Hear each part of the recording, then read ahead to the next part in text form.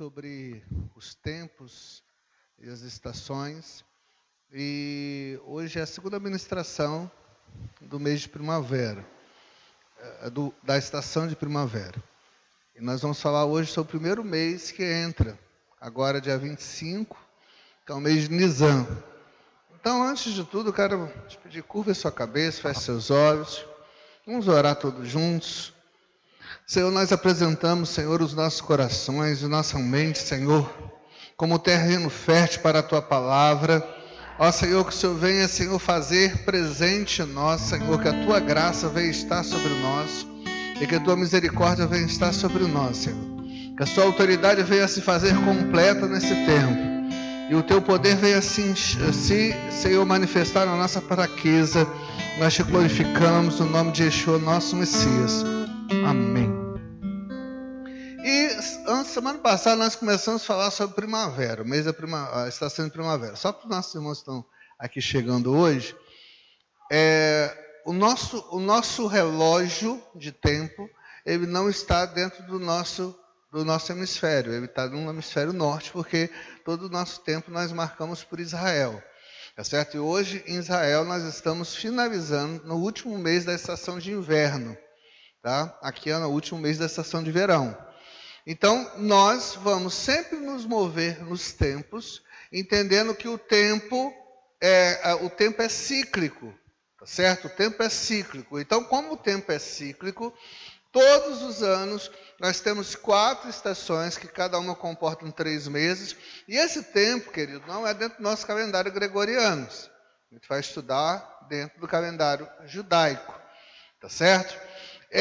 Por que essa necessidade de entender os tempos e as estações?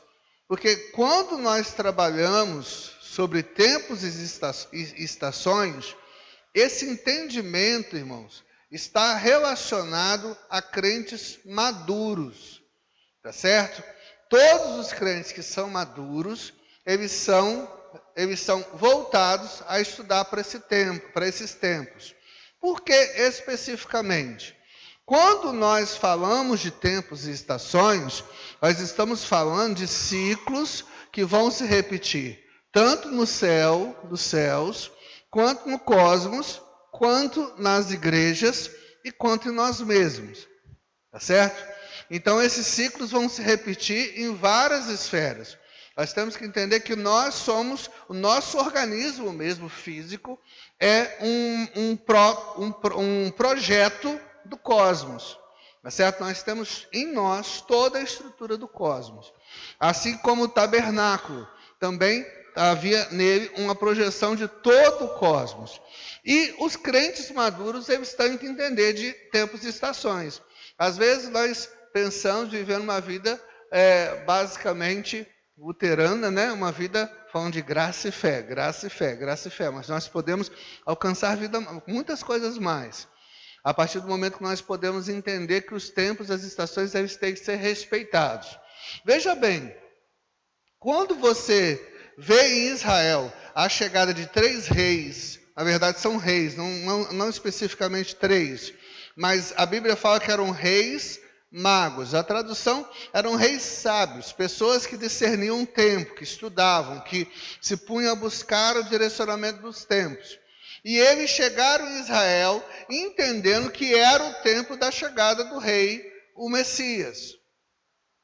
Veja bem, embora em Israel houvessem milhares de estudiosos, doutores da lei, sacerdotes, profetas, existiam pessoas capacitadíssimas, pessoas que eram entendidas da Torá e na lei. Teve que vir 3 pessoas que estavam de fora, 3 homens, ou na verdade mais que isso, talvez mais que isso, homens que vieram de fora, porque entenderam os tempos. Porque Israel, querido, apesar de ser a terra da promessa, ele não estava tentando, ele estava perdido naquele tempo. E se não houvesse o despertamento de fora, Israel tinha perdido o tempo da visitação. Ou seja, Cristo teria vindo e eles não teriam percebido, talvez, a movimentação de Cristo na terra. Porém, quando ele veio, Israel foi despertado por pessoas que vieram de fora, pessoas que estavam atentas ao tempo. E a igreja precisa estar atenta ao tempo. Nós temos que estar atentos às situações que vão emergir na nossa vida. E quando nós falamos de tempo, nós não falamos somente do tempo Cronos. E a gente vai especificar aqui o tempo Cronos, o tempo Kairos e o tempo de Deus, que é o tempo Aion. Tá certo? O tempo Cronos é o tempo de relógio, é o tempo cronológico que nós calculamos. O tempo Kairos, que a gente muitas vezes nós pensamos que é o tempo de Deus, não é especificamente o tempo de Deus. É o tempo determinado onde algo está acontecendo. Ou seja, tem um tempo antes e tem um tempo depois.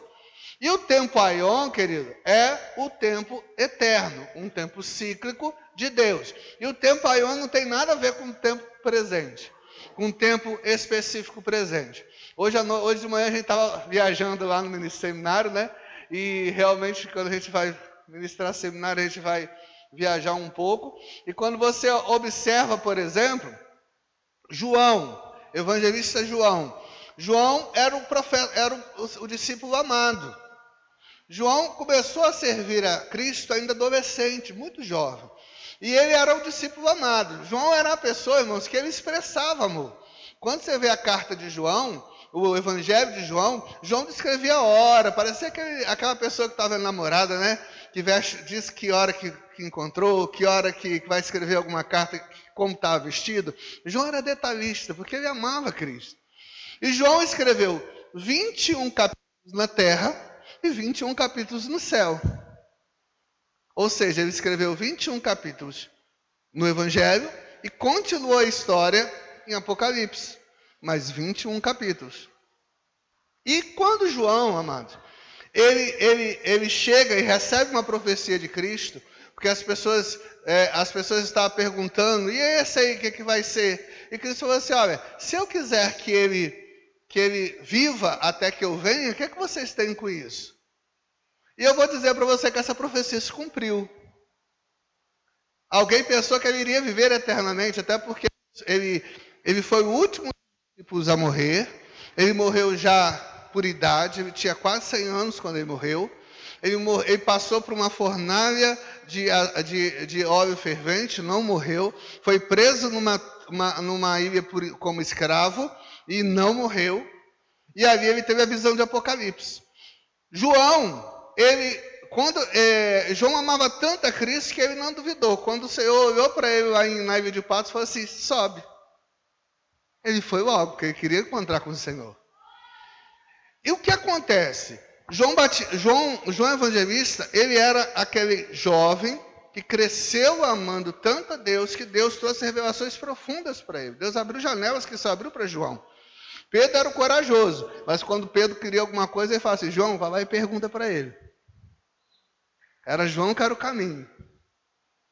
E João, veja bem, a Bíblia fala que quando João subiu aos céus, ele vê um livro selado por dentro e por fora com 7 selos. E ele diz que houve uma voz no céu do ancião de dias que diz assim, que não havia ninguém nos céus, na terra ou debaixo da terra digno de abrir o livro.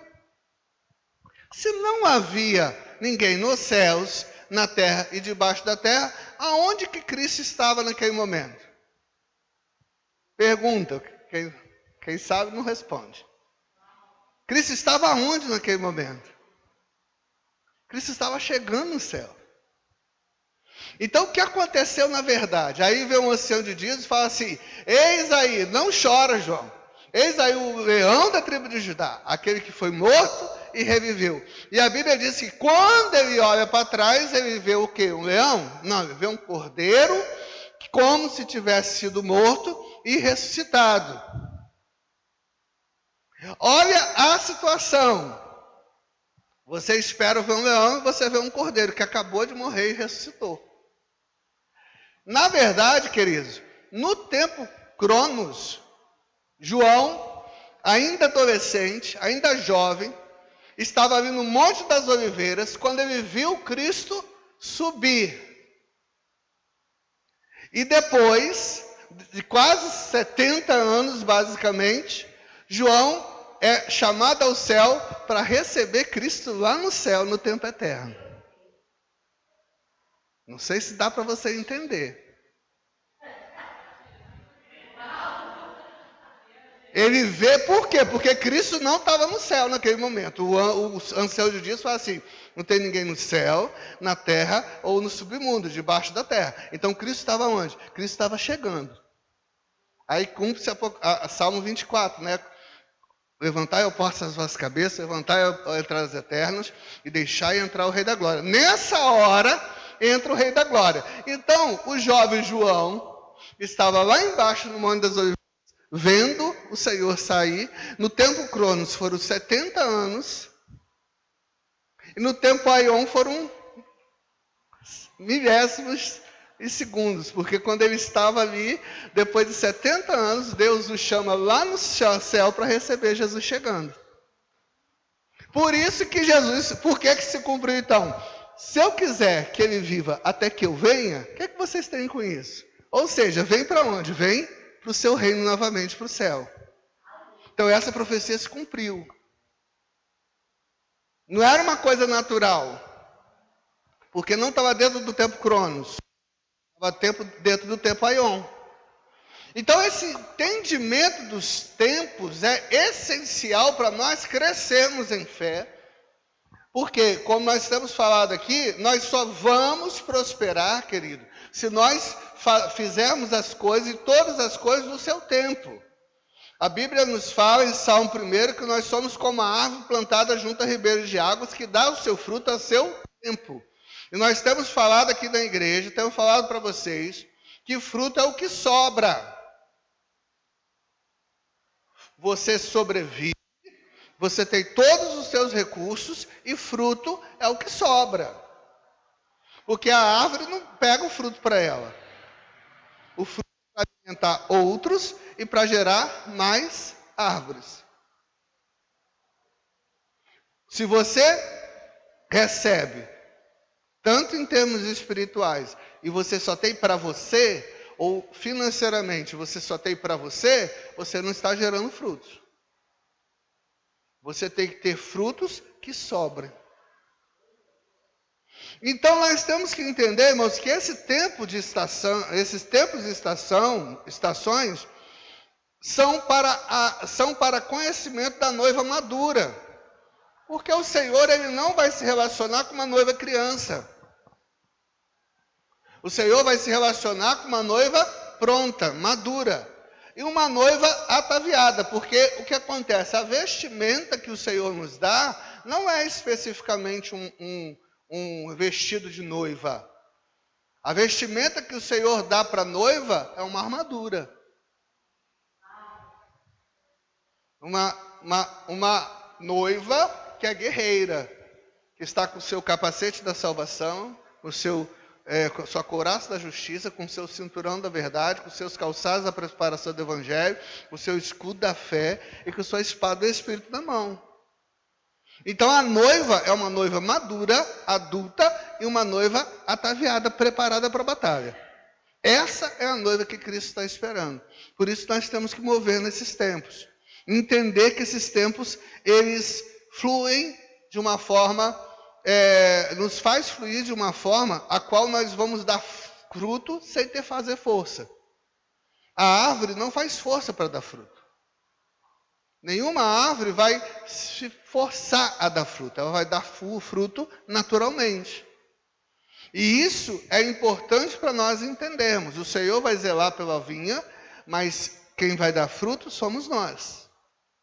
Então, nós vamos entender, querido, que nós estamos vivendo hoje a estação de inverno. E nessa estação de inverno, como temos falado, só reportando um pouco, é uma estação de busca. A unção que está sobre esses 3 meses, dos 3 seres viventes, ou seja, nós estamos hoje no mês de Adar, no último mês do ano, no calendário religioso judaico, tá certo? Porque tem um calendário oficial, que o último mês é outro, que é em outubro, de outubro para novembro tem o Rosh Hashanah, tá certo? Mas esse mês é o último mês é o último mês do ano original, do calendário original judaico, o mês de Adar. Em Adar, ou seja, nós estamos em março, em Adar a unção está sobre a tribo de Naftali. Tá certo? Então, cada mês ele tem uma tribo, cada tribo tem uma bandeira, cada bandeira tem sua insígnia, tá certo? Que aí são letras do alfabeto hebraico que simboliza, e cada tribo tem o seu posicionamento em volta do arraial. A tribo não se posicionava da forma que queria. Às vezes nós queremos fazer a obra de Deus e queremos nos relacionar com o profético de qualquer forma. Profeta não é um qualquer. A pessoa que exerce o ministério profético, ela tem que entender o mover. Porque havia uma ordem, havia um toque específico das trombetas, em que as tribos levantavam os seus estandartes, aí elas desarmavam as suas tendas e partiam, tribo por tribo. E a última tribo, ou seja, do último ciclo, era a tribo de Naftali.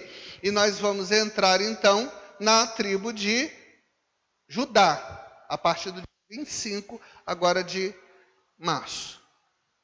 Sendo que cada tribo tem sua bandeira, tem sua insígnia e tem seu posicionamento na ordem em volta do arraial. Tá certo? A tribo de Naftali, nós já falamos isso, a bênção que está sobre o inverno, sobre as 3 tribos de inverno, é a bênção do animal, do quarto dente, que é a águia.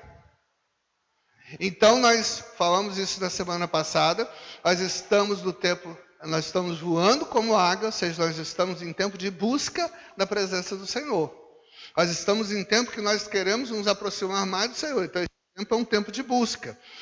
Quando nós entramos no 1º de março, e esse mês ele é consagrado, e a gente tem que entender o papel dos tronos nisso, ou seja, os tronos, o que são tronos? São seres espirituais, não são demônios no sentido literal que nós vemos, mas são poderes do céu, ou seja, que dominam, e cada mês tem um domínio, cada mês tem um trono de domínio. O mês de março, por exemplo, ele é consagrado ao deus Marte, que é o deus da guerra. Só que em vez de nós entrarmos com a tribo de Judá, nós entramos em março com a tribo de Naftali. Ou seja, nós entramos porque Naftali, o nome Naftali é luta. Tá certo? Quando Lia, ela tem o Naftali, ela fala assim, eu lutei contra minha irmã e prevaleci. Só que a bênção de Naftali é a doçura. Então nós entramos no mês de março para guerrear na guerra, só que nós guerreamos com doçura.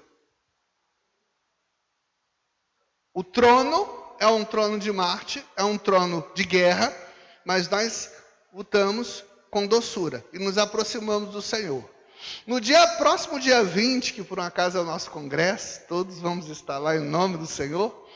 No próximo dia 20, nós iniciamos a estação então de primavera. A estação de primavera, irmãos, é uma estação específica, porque no inverno a árvore busca recursos para quê? Para na primavera ela trazer suas folhas e suas flores, ela florescer. Então na primavera nós olhamos para as árvores e achamos que a árvore está morta, mas ela está buscando recurso, é um mês de busca. É um mês, o inverno, é um mês de busca. Quando chega a primavera, a árvore explode vida. Então é um mês de movimento, é um mês de trabalho, é um mês de exercício, é um mês de correr atrás, é um mês de lançar desafios. São uma estação, né, de lançar desafios. E na primavera, querido, começa a árvore explodir em vida. Para quê? Para que no verão dê seus frutos e no outono ela venha descansar e depois ela venha voltar com a estação de busca novamente no inverno. Por isso que esse tempo todo é cíclico. Temos falado isso. Por que Davi pecou? Davi pecou por conta apenas de ter ficado em casa e visto Betseba tomando seus banhos? Não. Davi pecou por quê? Porque ele entrou na primavera, e a Bíblia fala que primavera é o tempo dos reis irem para a guerra. E ele não obedeceu o tempo. Ele deveria ter ido para a guerra. Porque nós vamos entrar na primavera, dia 20, ainda lutando em doçura, com Naftali. Quando chegar o Rosh Kodesh do dia 25, nós entramos como leão na tribo de Judá. E Davi não respeitou o tempo, por isso que ele pecou. Porque quando chega março, ele está ainda sob a influência do Deus Marte, ou seja, Deus de guerra, um mês de batalha. Só que quando chega o mês de abril, e daqui a pouco eu vou falar sobre o mês de abril, é o mês ligado a Afrodite, ou seja, prostituição. Então Davi, por não ter ido para a guerra, ele, influenciado pelo Deus da guerra Marte e por Afrodite, ele vai e cai em adultério. Então o grande problema não são apenas as situações que nós olhamos e pensamos assim, não, isso é apenas um pecado qualquer. Não, é porque não obedeceu o tempo. É porque não obedeceu o tempo. E nós precisamos obedecer o tempo para viver uma vida plena diante do Senhor. Amém, queridos? Nós precisamos entender que nós temos direito a isso. Então, nós vamos entender, querido, que esse mês que nós vamos entrar, dia 25, é o primeiro mês. Esse mês é hiper importante, porque é um mês de rompimento. Esse é um ano novo verdadeiro. Esse Rosh Kodesh tem que ser um Rosh Kodesh especial. Nós estamos virando o ciclo, nós estamos desligando de um ano e entrando em outro. Esse Rosh Kodesh tem que ser uma bênção. E quando nós pensamos no Rosh Kodesh, querido, nós pensamos que nós vamos entrar então no mês de Nisan. Nisan significa o voo deles ou milagre. O nome Nisan é um nome dado para o primeiro mês egípcio, pelos egípcios. Tá certo? Tem que falar assim, é o voo deles, é o milagre da libertação deles. Foi o mês que Israel saiu do Egito.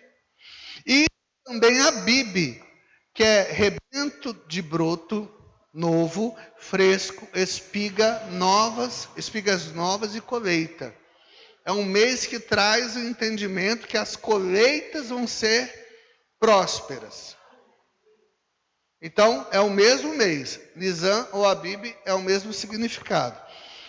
Então, a partir do momento que nós entendemos que no próximo dia 25, dia 20, nós entramos na primavera, ainda sobre a influência do trono de Marte. E dia 25, nós ainda sobre a influência do trono de Marte, nós entramos então debaixo, nós mudamos a tribo. Nós saímos debaixo da unção da tribo de Naftali e entramos debaixo da tribo de Judá. Para continuar pelejando, para entrar na guerra. Então, quando se tocava a trombeta, a primeira tribo que entrava era a tribo de Judá, que significa louvor.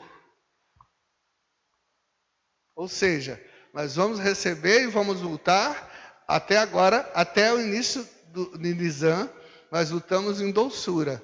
A partir de Nisan, nós vamos lutar com louvor e adoração. É essa chave que vai fazer diferença na nossa vitória durante esse tempo. Então, quando nós entramos agora, querido, nessa ordem de marcha, está lá em Números 10, tá certo? Você vai ver que Judá ele tinha o seu próprio estandarte. Ele tinha sua própria insígnia. E quando se tocava a trombeta, cada cabeça de tribo deveria levantar o seu acampamento e prosseguir em guerra, em marcha. E Judá ia na frente, ou seja, o louvor sempre vai na frente. Nós sempre devemos estar com o entendimento que o louvor e a adoração são primordiais para o povo de Deus. O louvor e a adoração sempre vão na frente. Então, quando você vê a estação de primavera, ela vem acompanhada dos 3 primeiros meses, e os 3 primeiros meses do ano, que são Abib ou Nisan, Iyar e Sivan, eles estão relacionados a 3 tribos, que é Judá, Isacar e Zebulon. E hoje nós vamos falar especificamente sobre a tribo de Judá e o mês de Nisan, para a gente poder estar em entendimento. Em outro tempo a gente vai estar marcando para falar sobre as outras demais tribos, tá certo? Eu ia falar isso consequentemente, mas como para ficar mais fresco na nossa memória, eu vou dar um tempinho antes do Rosh Kodesh do próximo mês, nós vamos entrar então com a tribo de Isacar e depois então com a tribo de Zebulon. Quando você não era cristão, como nós não éramos cristãos, nós consultávamos os signos. Tá certo? Esses signos são tronos que dominam aquele período. Cada mês tem um signo determinado, em qual nós recebemos deles as marcas de iniquidade. O que é a marca de iniquidade? São as marcas pelas quais nós somos rastreados pelos nossos inimigos. E essas marcas estão aonde? No nosso DNA. Então, quando você nasce, quando a Miriam nasce, ela recebe as marcas de iniquidade dos seus pais, dos pais dos pais, dos pais dos pais, dos pais dos pais, até Adão. Ou seja, essa geração é a pior geração que existe. Por quê? Porque é uma sequência de iniquidade que vai até Adão. Então, cada geração é pior do que a outra. E eu glorifico a Deus que a gente foi sorteado para pastorear nessa época.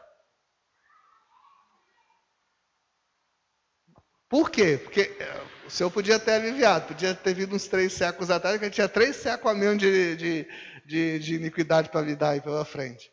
Mas a verdade é essa. A cada geração é pior, porque leva a iniquidade do pai e da mãe, e isso sequência de geração, geração, geração, geração. Então, quando nós vamos pensar nisso, irmãos, quando os não cristãos, as pessoas consultam signos, eles estão consultando a influência dos tronos sobre a sua vida. E assim, no mundo espiritual, essa pessoa vai assumir a característica desse trono. Por isso que lá, quando quem consulta horóscopo, foi assim, não, o fulano de tal trono, de tal signo é assim, assim, a característica. São características dos tronos. E normalmente a característica do trono é antagônica àquilo que ela apresenta. Por exemplo, eu vou descer um pouquinho de nível, vamos sair dos tronos e vamos ir para os ídolos. Quando nós vemos, por exemplo, demônios específicos, por exemplo, quando você vê um santo, por exemplo, um Santo Antônio, por exemplo, o que o Santo Antônio promete? Ele é o santo casamenteiro. Só que a ação desse Santo Antônio, ou seja, do demônio manifesto através desse nível de idolatria, é o quê? É totalmente invertido ao que se promete. Ou seja, Santo Antônio é o santo casamenteiro. As cidades que têm Santo Antônio como padroeiro são as cidades que têm o maior índice de solteirismo, divórcio, homossexualismo e por aí vai. Tudo que é contrário à família. Elas estão debaixo dessa influência. Então, cada mês, aí vamos subir de nível, cada mês existe uma influência sobre o mundo.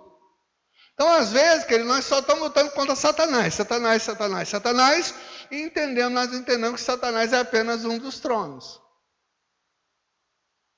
E nós temos que lutar contra 12, na sua época. Por isso nós estamos lutando aqui e o outro está fazendo graça nas nossas costas. Porque nós estamos lutando sem estratégia. No grego, estratégia. O francês, né? Então o que acontece? Os exércitos, irmãos, a maioria dos exércitos, eles não ganham por força, quantidade de armamento. A maioria dos exércitos, eles ganham guerra por estratégias. E nós temos que desenvolver as nossas estratégias. Estão perdendo e apanhando por quê? Porque as nossas estratégias, nós já entramos na guerra, com a guerra perdida. Nós estamos no inverno agora preocupados com o quê? Férias. Ano Novo. Natal. Festa disso, festa daquilo. Muitas emoções. Não tem tempo para buscar a Deus. Aí quando você chega na estação da guerra, que é a primavera, você não buscou nada de recurso. Quando você chega na primavera, então, ou você vai estar morto, ou você vai estar lutando contra a carne e contra o sangue. Você não vai entender com o que ele está buscando. Então, essa época de final de ano, início de ano do nosso calendário gregoriano, não é uma época de festa, é uma época de busca. E pasme você, Natal. O Natal... Como que acontece? As nações do mundo, elas, e nós muitas vezes como igreja pecamos com isso. Comemoramos as festas judaicas? Sim, contaminadas. Nós comemoramos, na época próxima ao tabernáculos, tá certo? O solstício de inverno. Dia 24 é o solstício de inverno, onde nós fazemos uma adoração ao Deus Sol. 6 meses antes, nós fazemos uma adoração à Lua. Como? Festa junina. Aonde nós deveríamos estar no Pentecostes. Então, o que acontece? Isso... Quando nós, por exemplo, vamos para o Natal, comemorar o Natal, na verdade nós estamos comemorando, por isso que a quarta besta de Daniel, ela fala que iria mudar os tempos e a sabedoria. Então mudou o tempo e a sabedoria para a igreja, e a igreja passou, depois de 3 séculos, quase 4 séculos, a comemorar o Natal, ou seja, comemorar uma festa contaminada ao Deus Sol, achando que está comemorando a Cristo. Tá certo? E nesse tempo que nós... pastor, mas eu posso comemorar o Natal? Veja bem, quando nós comemoramos o Natal, amados, o significado espiritual é o mesmo de que quando o rei Sírio matou um porco no templo para contaminar o altar.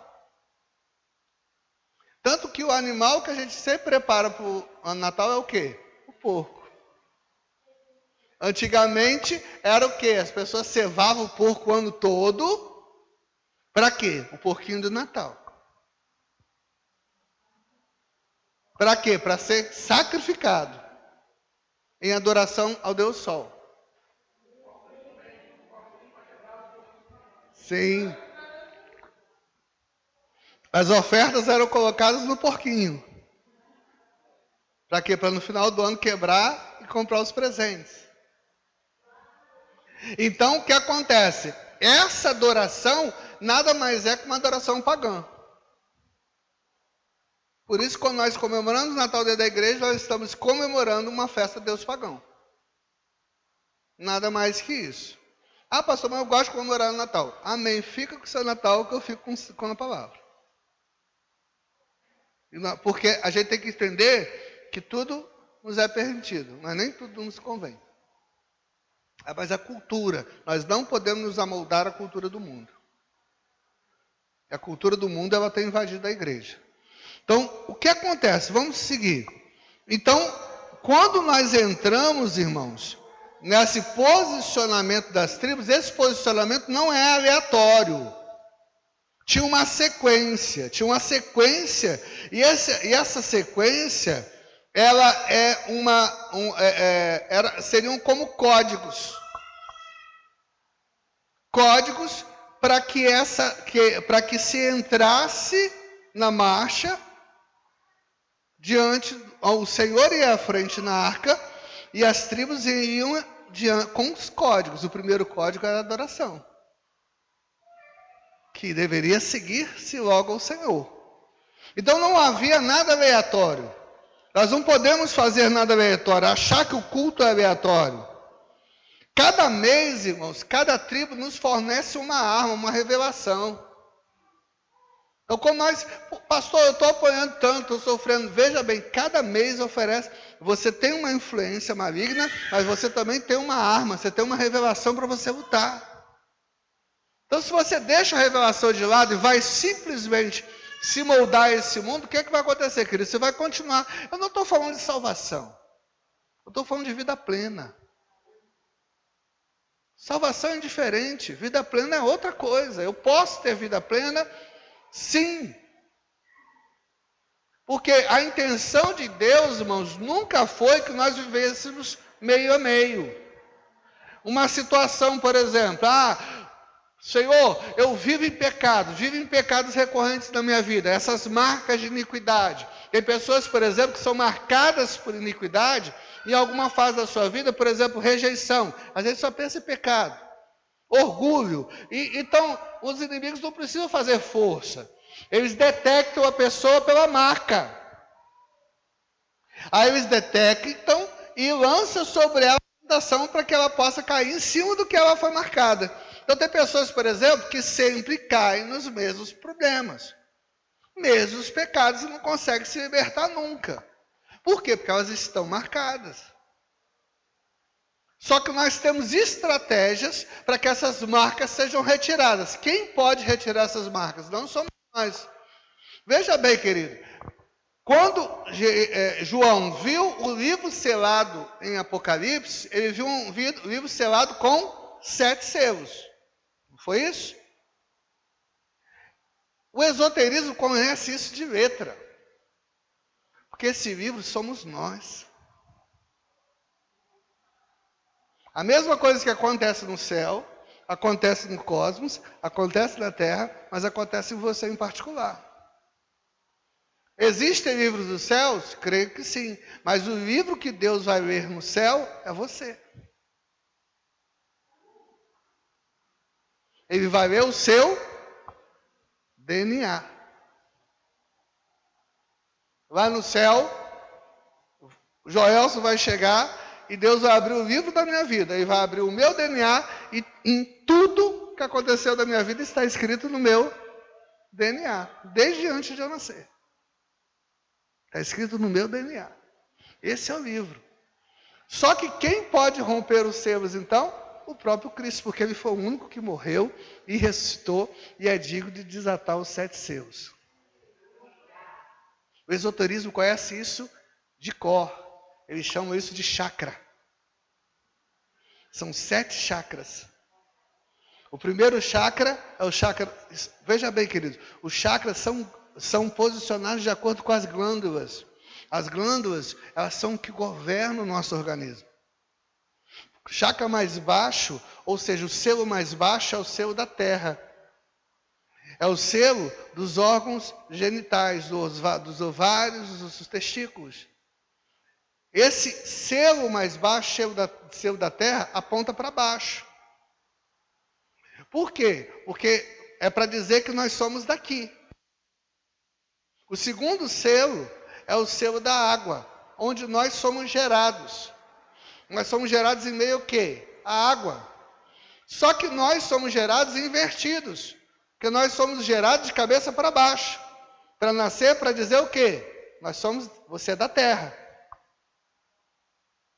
Quando o pastor batiza, aí existe a necessidade do batismo da pessoa nascer da água. O que é que se faz com a pessoa? Retira-se de novo da água, só com a cabeça para cima. Ou seja, agora você é do céu. Então existe a diferença. Então quando nós nascemos, tudo nos impulsiona. O terceiro selo é o selo do ar. Está na altura dos pulmões. O quarto selo é o selo do fogo, que está na altura do coração. Esses 4 selos são os mais importantes, porque são os 4 elementos: terra, água, ar e fogo. Quando isso aponta para a eternidade, aponta para a unção dos 4 seres viventes, que são os que determinam a nossa vida.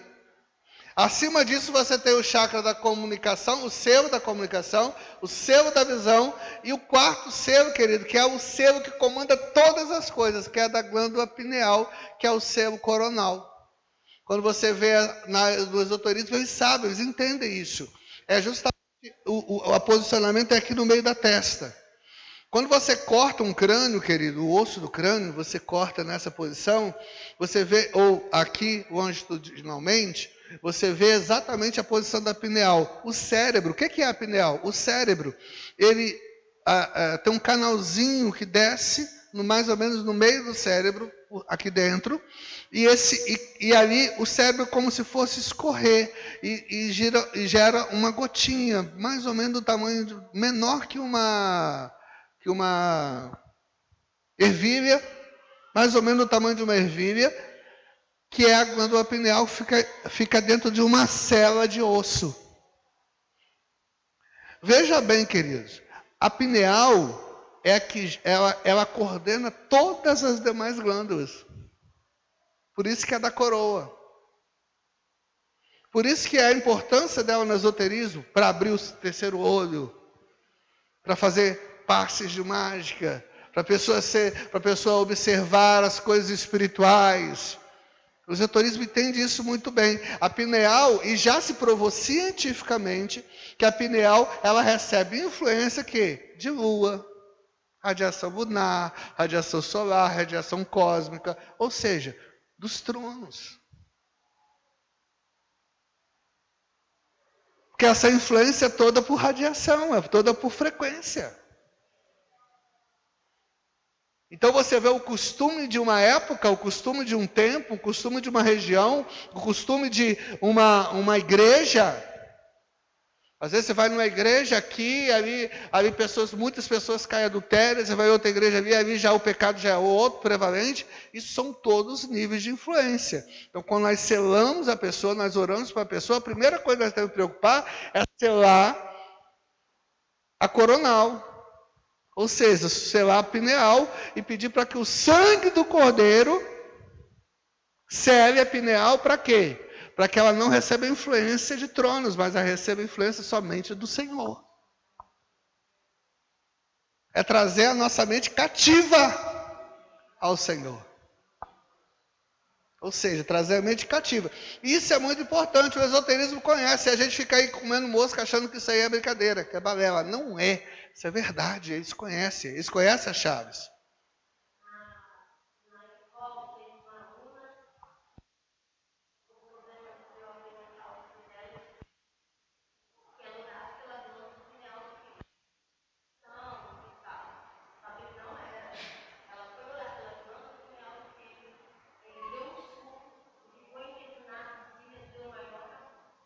É por aí.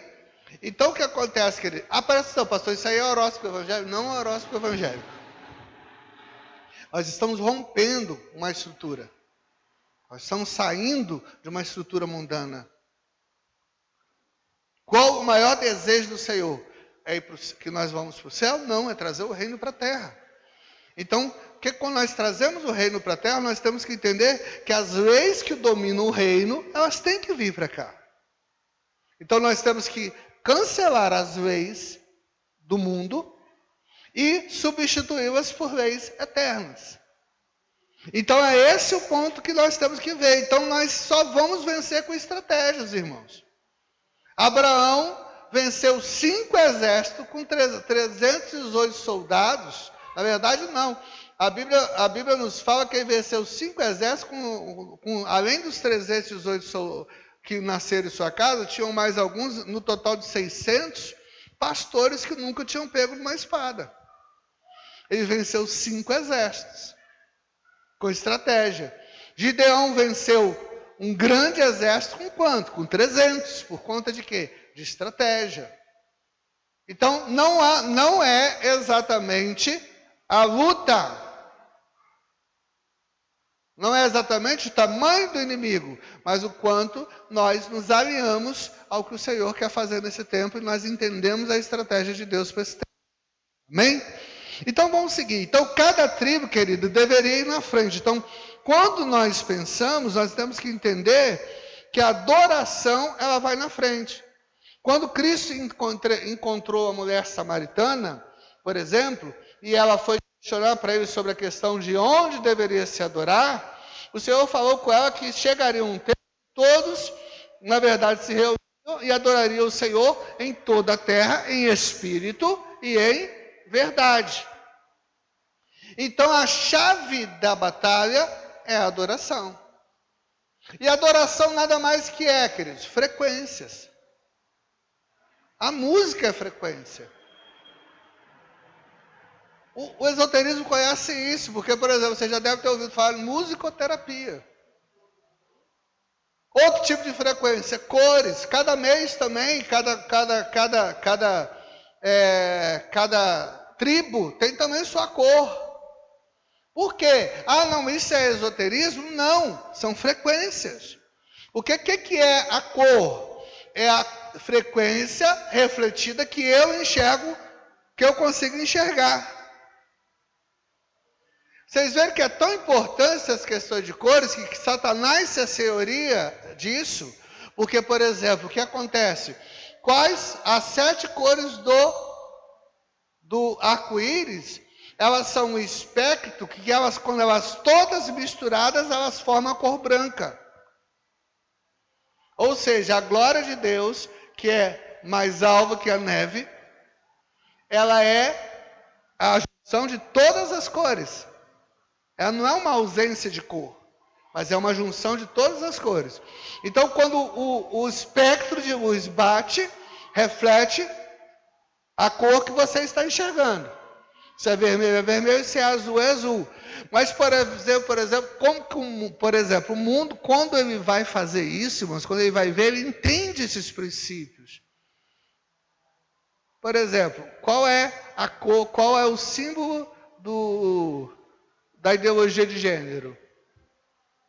As cores do arco-íris, menos a azul. Por que menos a azul? Eles falam assim: nós não temos nada de celestial. Ou seja, nós não temos nada do céu. Então, eles tomam toda a natureza para eles, mas eles tiram tudo que é celestial deles. Ou seja, tudo que é de Deus é expulso dessas teorias. Então, a gente tem que entender isso. Quando a gente busca a verdade, irmãos, a verdade, então, é viver em adoração. E quando nós entramos no mês de Nisan, nós temos que entender que a nossa verdade tem que ser adoração. E adoração não é cantar. Adoração é o nosso estilo de vida, que é fruto de um caráter. E o que é um caráter, irmãos? É a forma qual nós decidimos sobre qualquer e toda circunstância. Se o caráter é convertido, nós vamos decidir por coisas espirituais. Se o caráter é corrompido, nós vamos decidir por sentimentos ruins, de ira, de ódio, de ressentimento. Quando você vê os frutos, irmãos, da carne, por exemplo, nada mais são que sentimentos. Quando você vê a lista de frutos da carne, todos são sentimentos. Ou seja, o que sai de nós, o que brota de nós, é valorizado. Então, quando nós observamos isso, Deus não vai buscar, então, a música que sai da sua boca. Ele vai buscar a adoração que sai de você, que sai da sua essência. É isso que vai irradiar e chegar no trono como adoração. É isso que vai mostrar para Deus, queridas, as nossas atitudes que vão ser a melodia que Deus quer ouvir. Então, você é a música que Deus quer ouvir. Não é o hino que você vai cantar. Mas você, a sua vida, é a melodia que Deus quer ouvir. E isso daí, amados, nós temos que entender, então, que nós temos que lutar contra todo princípio que vai corromper essa adoração. Quais os princípios que mais confrontam adoradores? Judá, querido, ele foi confrontado por 3 princípios malignos. O primeiro princípio foi a prostituição. Vocês devem ter entendido que Judá, ele vai e se prostitui com a sua nora.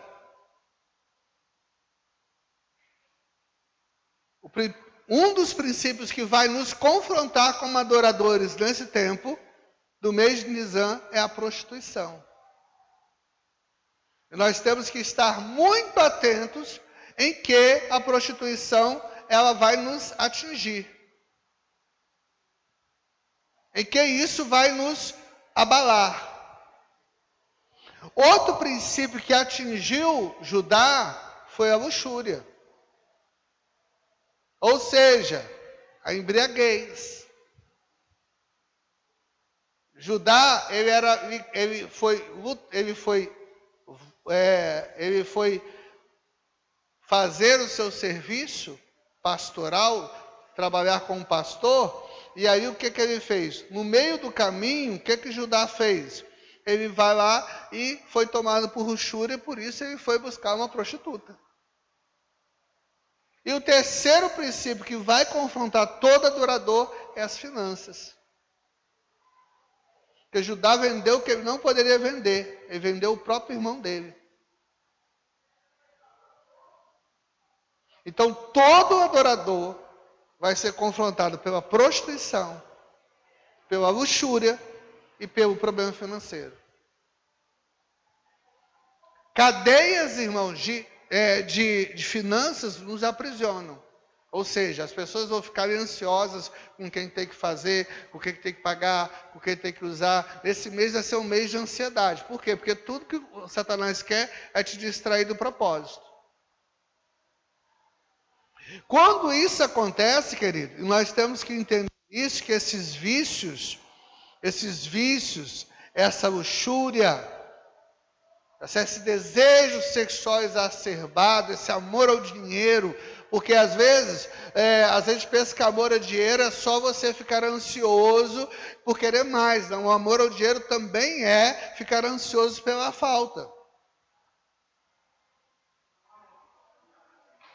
Que é isso que é o grande problema.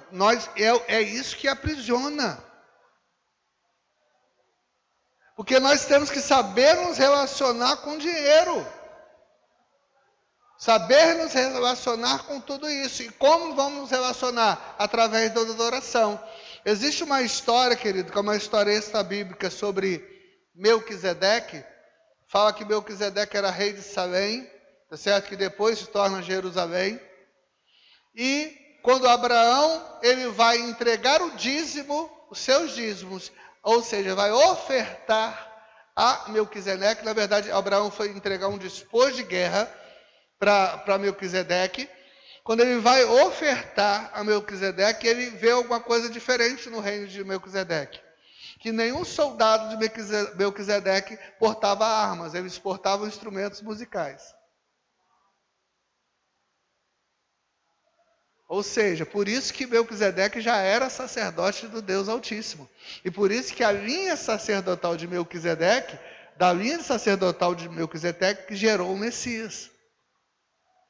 Não é da linha genealógica, mas da linha sacerdotal, ou seja, uma linha de adoração. Por isso que Jesus não poderia vir de outra tribo a não ser Judá.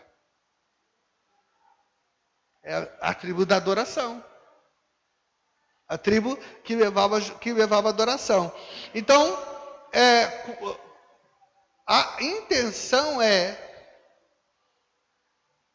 que nós vamos vencer as nossas batalhas com o quê? Adorando. Quando nós nos prostramos diante do Senhor em adoração, o Senhor envia os seus comandos de guerra para nós, e o que vai acontecer? Nós vamos ter o leão vai à nossa frente.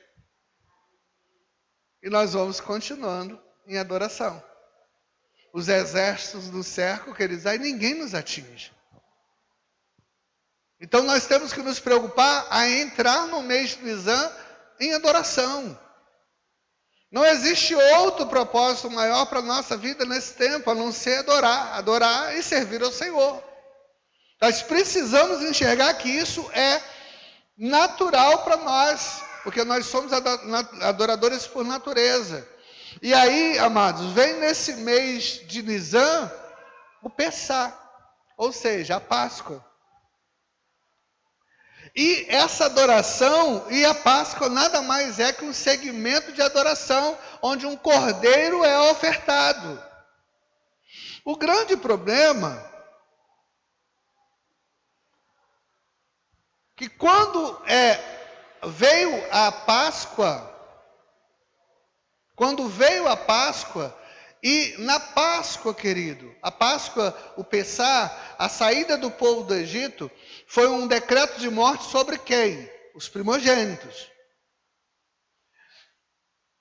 Ou seja, a força da virilidade de cada homem, de cada família, iria morrer. Quem fez com que se poupasse a semente de cada família?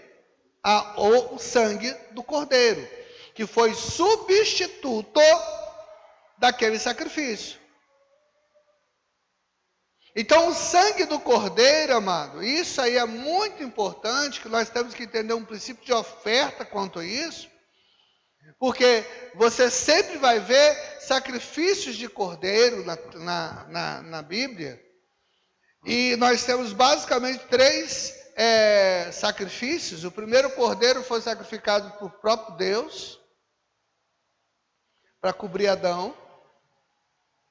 O segundo cordeiro é o cordeiro que substitui Isaac. E o terceiro cordeiro, então, que é o próprio cordeiro de Deus, que é Yeshua.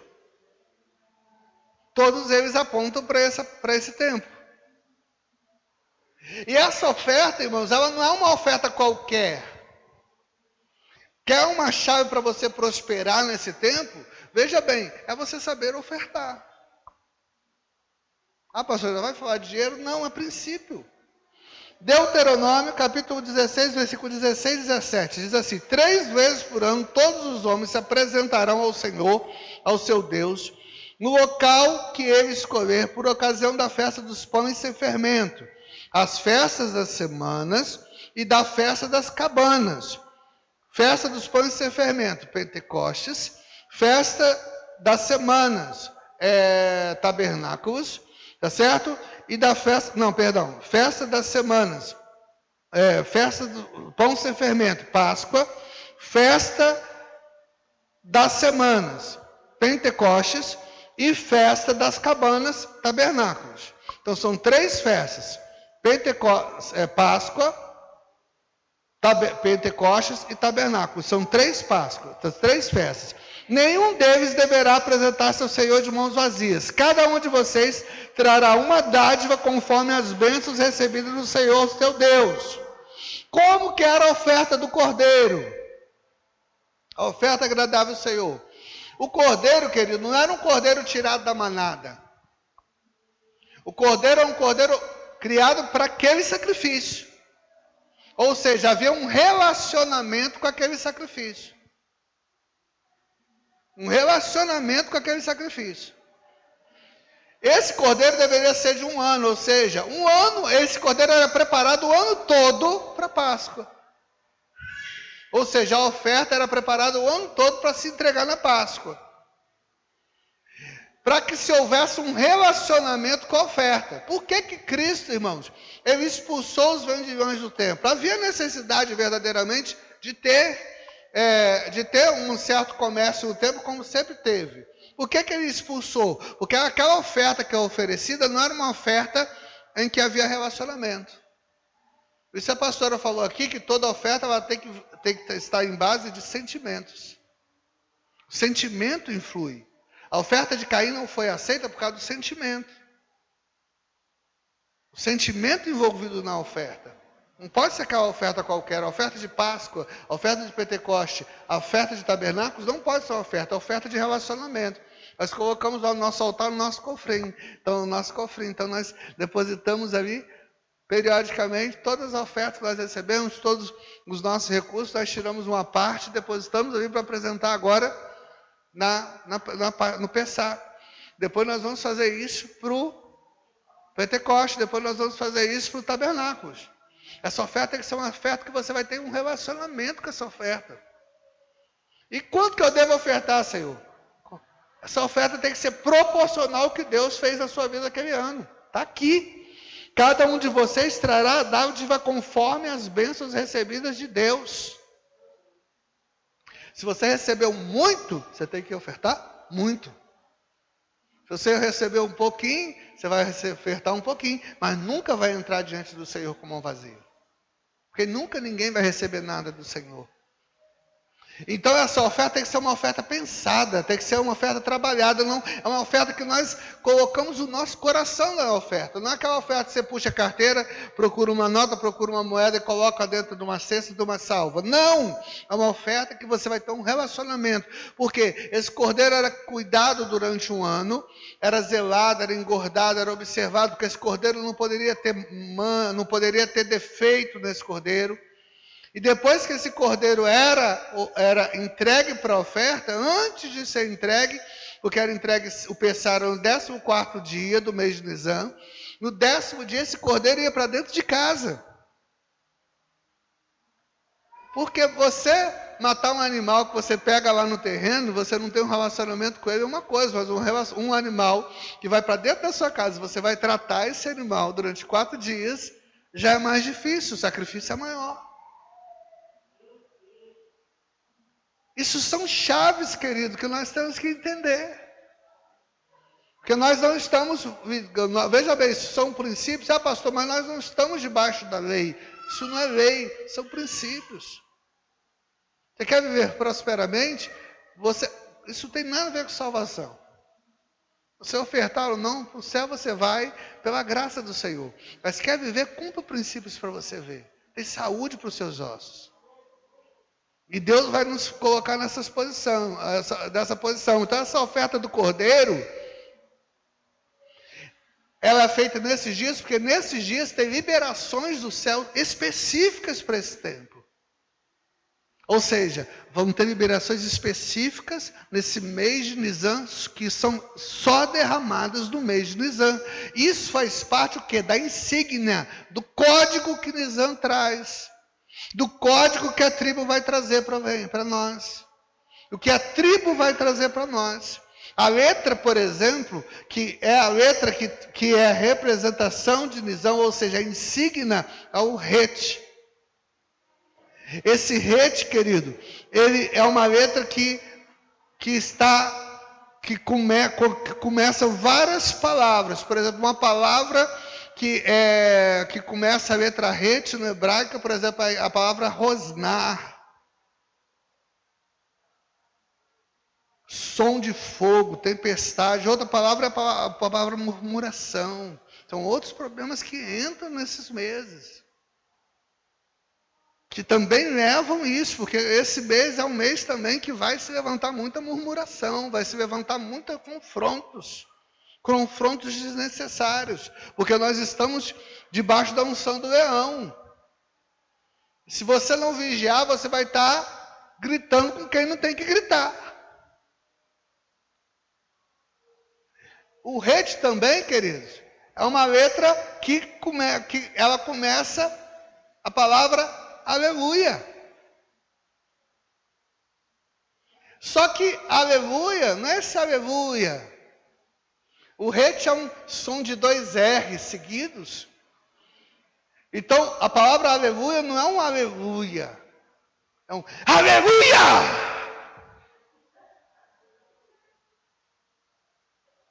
É um som de uma adoração com violência. Porque nós estamos na época do leão. De você adorar com violência, você ir para cima mesmo da adoração, não se preocupar com quem está vendo o que está acontecendo com os tempos, se Deus está brigando, se Deus está rosnando, se existe murmuração da igreja, mas se preocupar com a sua qualidade de adoração nesse tempo. Então a insígnia que você vai ter que colocar é essa, uma insígnia de adoração com violência. Partir para cima mesmo, irmão, nós vamos moer o diabo no dente esse mês, em nome do Senhor. Através da adoração que vai fluir de dentro de nós, vamos entrar mesmo, entrar firmes, buscando ao Senhor. Quando nós vemos isso, irmãos, nós vamos entender que quando nós entramos no mês de março, nós vamos entrar sempre debaixo dessa unção de adoração. que logo depois vai iniciar abril. Ainda debaixo dessa unção de adoração. Porque a adoração ela vai confrontar dois principados, dois tronos, um trono de guerra e um trono de prostituição. Então você quer vencer a guerra? É na adoração. Você quer vencer a prostituição? É na adoração. Quer vencer a pornografia? É na adoração. Qualquer problema sexual? É na adoração. Porque no mês de abril, a mês de abril é vindo de Abrilis, o trono de Abrilis, que é aquela que veio da espuma, tá certo? É a deusa da sedução Afrodite, tá certo? Que é do amor, da beleza, sexualidade, fertilidade, prazer e alegria. Também é uma chamada de Vênus. Quando a história do nascimento de Afrodite é uma história em que o Cronos, o deus Cronos, ele corta os órgãos genitais do deus Urano e joga no mar. Quando ele lança esses órgãos genitais no mar, sobe uma espuma. E dessa espuma só nasce Afrodite. Então é a deusa da sedução. É um querubim caído. Veja bem, querido, todo querubim, ele tem no meio um trono. A palavra do Senhor nos fala que o Senhor, ele desce à terra montado em um querubim. Ou seja, o trono do Senhor está sobre os querubins. E o trono do querubim Afrodite, tá certo? É um trono de perversão sexual. A Arca da Aliança apresentava os querubins aonde se manifestava a glória de Deus. Nos querubins caídos, ao que se manifesta em meio deles, trevas, são as trevas.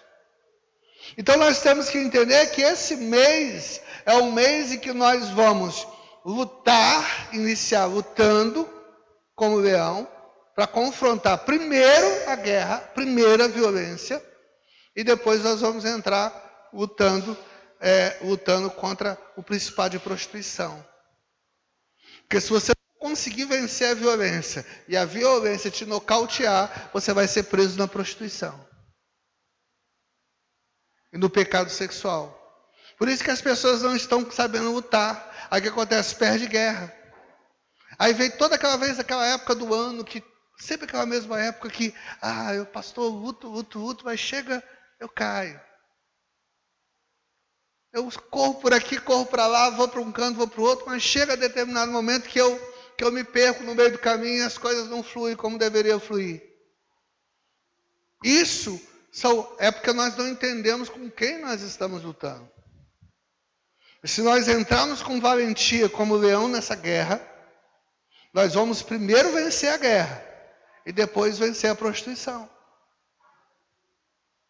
Vencer a pornografia é possível. Nós temos armas, nós temos códigos. Nós temos senhas. O rete, ele vem como som. Rete. Ou seja, do sopro de Deus para nos dar vida. E nos fazer gritar e vencer essa guerra. Não é por aí, que não é fragilizados, chorosos. É porque muitas vezes, que nesse final de estação de inverno, o Satanás vai colocar no seu coração que você não é ninguém, que ninguém ama você, que ninguém gosta de você, você vai te fragilizar. Porque sabe que você não pode buscar o suficiente, ele quer que você não busque o suficiente para você entrar numa guerra vitoriosa. E você já vai entrar na guerra derrotado. O mês de abril, querido, você vai começar uma guerra de adoração e santidade. Adoração que vai levar à santidade. Adoração que vai te fazer apartar do mundanismo, da luxúria, da prostituição. Então você começa com a adoração para depois fugir da prostituição. E vencer o principado de prostituição. Isso vai nos dar cada vez mais santidade para entrarmos diante do Senhor. Veja bem, amados, a nossa peleja não é contra a carne e o sangue. Então nós não podemos ficar parados nesse tempo. Para nós não sermos seduzidos como Davi foi. Porque se nós ficarmos parados nesse tempo, a sedução vai vir sobre nós. Então é um tempo de guerra, um tempo que está lutando, é um tempo que está empenhado em batalhas. Para quê? Para que quando chegar o tempo da sedução, você está já avançando no meio da guerra, em adoração. Nós vamos romper esse mês, queridos, em santidade, em verdade. A grande arma para esse tempo é a verdade, a confissão, o arrependimento. Você vai entrar numa guerra debaixo de confissão, de arrependimento. Às vezes nós pensamos assim, entrar em guerra armado de unhas e dentes, não. Com armas poderosas, não. As armas poderosas nossas são poderosas em Deus. Então nós vamos entrar nesse tempo com adoração, confissão, arrependimento e santidade. Confessando as nossas fragilidades. Muitas vezes nós nos preocupamos com o adultério, mas esquecemos da sedução. Não adianta você se preocupar com o adultério, você tem que se preocupar com a sedução. Porque a sedução ela vem do sentimento. E Deus ele está muito mais preocupado com o que nós sentimos do que o que nós fazemos. Porque o que nós fazemos é fruto do que nós sentimos. Então esse mês é um mês que nós vamos batalhar contra os nossos sentimentos, contra os frutos da carne. Eu falei aqui, todos os frutos da carne são relatados como sentimentos. Nós precisamos avançar nisso, para entrar esse mês de abril em santidade. Finalizarmos Nisan em santidade, querido, para Satanás, para Afrodita não nos alcançar. Nós estamos batalhando contra 2 tronos poderosos que estão de mão dada para destruir a igreja. E nós não podemos nos aperceber, essa guerra não é uma guerra tosca, não é uma guerra aleatória. Você vai entrar agora no mês de março pelejando. Na doçura de Naftali entra em Judá com o rugido de leão e do louvor, mas quando você prosseguir dentro desse mês, ainda em Judá, você vai começar a enfrentar o espírito de prostituição. Você sai do espírito de guerra e entra no confronto do espírito de prostituição. Então o que vai acontecer? Você tem que aprender a confrontar ambos. E a pergunta é, queridos, quem você é? Eu sou o pastor, eu sou pregador, eu sou adorador. A pergunta não é quem você é em Deus. A pergunta é quem você é mesmo. O dia que foi nos feita essa pergunta, irmãos, nós oramos e nossa visão foi aberta. O Senhor me mostrou a minha carne, primeiro mostrou a minha carne toda ferida de lepra. E eu percebi que aí o Senhor começou a trazer na minha memória, no meu coração, que aquela lepra vinha sendo traga pelas feridas que eu havia sido ferido. Então, onde eu recebi uma pancada, onde eu recebi uma seta, onde eu recebi uma flechada, uma palavra, e aquela lepra, a ferida, em cima da ferida se estabeleceu uma lepra. A partir da lepra, vinha em insensibilidade, ou seja, quando você começa, a lepra, na verdade, que ele nada mais é do que orgulho. Onde você fica insensível às coisas de Deus. E quando eu olhei para dentro de mim, eu vi um coração leproso. E também foi tão ferido, que ele se tornou leproso. Então essa lepra, ela vinha sobre minha pele, e depois aqui, quando ela chegava na altura do meu peito, ela invadia o meu coração. A questão maior é que quando Deus mostrou isso, Ele mostrou que eu não deveria responder às feridas apenas com aquilo que eu achava que deveria responder. Seja, com guerra, com luta, com orgulho. Mas o Senhor queria, e era o desejo do Senhor, curar a minha lepra. Ou seja, retirar o meu orgulho e curar as minhas feridas. E é isso que acontece. Um outro pastor, ele estava contando um testemunho que quando Deus mostrou a identidade dele, ele se viu dentro de um escorpião. Os braços deles eram garras do escorpião, ele havia uma cauda de escorpião, e Satanás, e ele foi confrontado com aquilo, e o Senhor falou com ele: olha, você é um escorpião. Você é um escorpião, você é alguém que Satanás usa muito, porque você tem uma resposta venenosa para tudo. E quem se aproxima de você é picado. E ele foi extremamente confrontado com isso. E chegou um certo momento que ele teve que sair, ele teve que renunciar àquela chama que ardia dentro dele, irmão. Sabe por quê? Por que tem pessoas mais ricas que outras? Porque Deus, ele ama todos. Mas o mundo paga muito bem os canibais, irmãos. Aquele político que tem uma força de argumentação, vence tudo pela argumentação, mata os outros pela argumentação, é o que mais vence. O jogador de futebol que mata os outros no campo, que dribla, que faz, que acontece, é o que mais recebe. Até nós, como conferencistas, aqueles que têm mais recursos, aqueles que mais falam bem, aqueles que mais têm um poder de retórica, são os que mais chamam a atenção. Ou seja, o mundo paga bem aos canibais, aquelas pessoas que se alimentam dos outros.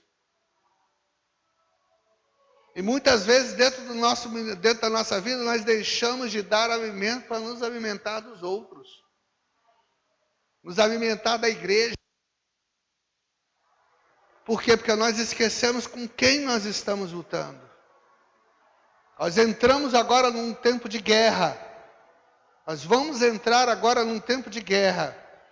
E nesse tempo de guerra que nós vamos entrar, é um tempo no qual nós precisamos nos aliançar com as mais fortes armas do Senhor. Ou seja, adoração, arrependimento, confissão. Nós vamos lutar, irmãos, com as armas espirituais. Não vai ser a nossa força de retórica que vai vencer. É a posicionamento em adoração que vem contra a prostituição. Quero orar por você essa noite, queridos. Vamos ficar de pé. Eu quero orar para que nós possamos nos posicionar nesse tempo. Esse tempo não é apenas constituído por dias, por horas, por semanas e por meses. Mas esse tempo é um tempo no qual nós precisamos entender que os princípios de Deus vão ser estabelecidos na nossa vida. As estratégias de Deus, o Senhor vai nos dar estratégias específicas para nós pelejarmos e vencermos nesse tempo que se chama agora o mês de Nisan. Nós vamos entrar na primavera, querido. Nós vamos entrar nas primaveras ainda voando como águias. Dia 20, nós ainda estamos no inverno, nós estamos à unção da águia. Dia 25 nós pousamos e rompemos em marcha como leão. Isso é poderoso demais. A gente tem que entender que nós estamos em tempo de buscar a revelação de Deus para depois pelejarmos. Porque se nós formos pelejar com as nossas próprias armas, nossas próprias forças, nós não iremos vencer. Porque daqui a pouco chega o verão, nós precisamos mostrar os frutos do Senhor. Que o Senhor vai vir até nós e ver, olhar para mim e buscar em mim os frutos. Se eu não tirar fruto no verão para demonstrar, o Senhor vai olhar para mim e falar assim: você não presta para nada, seca e é jogada fora. Corta. Não dá fruto. Nós precisamos dar fruto, queridos. Nós precisamos de romper em frutos espirituais. O Senhor vai nos dar força. Quero orar por você agora como sacerdote. E agora em nome de Yeshua, eu apresento cada um dos seus servos e servas que aqui estão. E eu subo, Senhor, pela cruz de Cristo, Deus, até diante do seu trono. E me apresento com confiança diante do Senhor pelo sangue do Cordeiro. E Senhor, agora em nome do teu filho amado, eu peço que o Senhor venha, Senhor, retirar, queimar cada um dos selos de iniquidade sobre a nossa vida. Que cada um dos selos seja queimado pelos 7 Espíritos de Deus. Que cada um dos selos seja queimado agora pela luz do 7, pelo fogo dos 7 Espíritos de Deus que sai do trono do Senhor. E pela autoridade do Senhor, esses selos sejam agora rompidos com suas próprias mãos, ó Pai. Pois o Senhor morreu, o Senhor ressuscitou, o Senhor é digno de desatar e quebrar esses selos. E em nome de Yeshua nós pedimos, Senhor, que o Senhor venha agora colocar o seu sangue, Senhor, sobre essas marcas que se formaram. E venha trazer a purificação da santidade, Senhor, sobre essas marcas. E em nome do Senhor, que o Senhor venha nos selar agora, e os nossos selos sejam alinhados com os selos de Cristo, e nós possamos ser selados agora com os selos do Cordeiro, para que nós possamos nos apresentar diante do Senhor, diante dos homens e até dos demônios,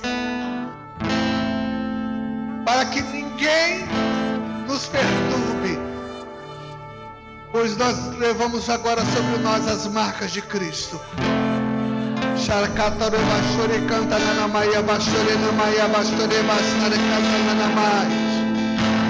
Por isso eu apresento, Senhor, agora diante do teu tribunal a vida de cada um dos teus filhos.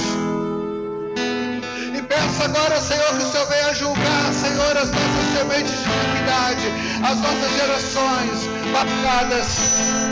Coloque divisão entre nós, a geração dos nossos pais, os pais dos nossos pais. Senhor, venha purificar, Senhor, o nosso DNA, venha purificar o nosso sangue, venha purificar a nossa vida, Senhor, para que nós possamos ser selados pelo Senhor, para que nós possamos ser transformados pelo Senhor, para que o nosso coração, a nossa vida, o nosso entendimento, todo ele possa ter, Senhor, um selo maior, que é o selo do Cordeiro.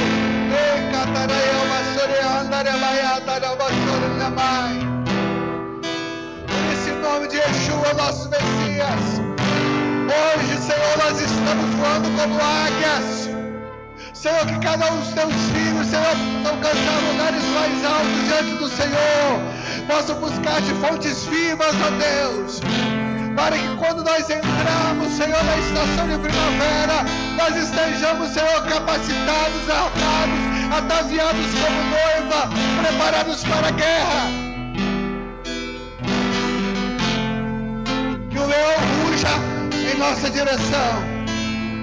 Nós nos prostramos em adoração, que nossa vida seja um instrumento de louvor, que a vida dos teus filhos seja um instrumento de louvor, que a vida dos teus filhos seja instrumento de adoração, e que cada um dos teus filhos seja a música que o Senhor quer ouvir essa noite. E assim nós nos chegamos diante do Senhor em adoração, para confrontar, Senhor, os espíritos de guerra, os espíritos de morte. Senhor, nós paralisamos todos os espíritos de morte sobre a vida dos teus filhos, sobre a vida de cada um dos teus filhos, e tudo que se chama pelo nome dos teus servos, para depois entrarmos em santidade, confissão, Senhor, em verdade.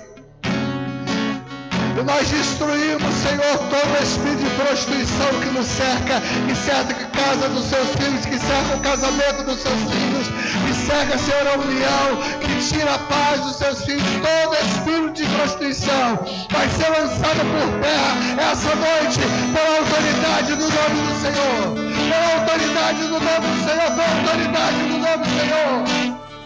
Nós cremos que pela autoridade do nome do Senhor nós já vencemos. E a guerra já está entregue em nossas mãos, porque o leão está à nossa frente.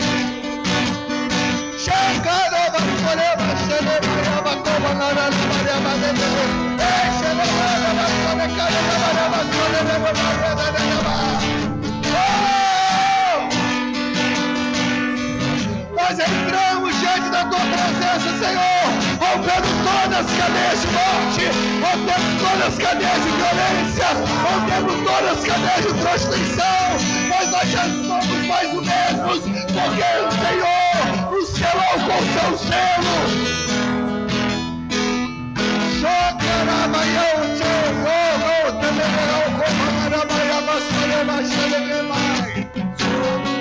Em nome do Senhor, nós vamos marchar, nós vamos vencer esse tempo. Porque o nome do Senhor é aquele que vai na nossa frente, é aquele que nos direciona, é aquele que nos lança como flecha, é aquele que nos lança diante dos homens, diante dos reinos, para vencermos, para vencer. Pelo poder do nome do Senhor, pela autoridade do nome do Senhor, em nome de Yeshua. Amém, queridos. Glórias a Deus. Louva a Deus por sua vida.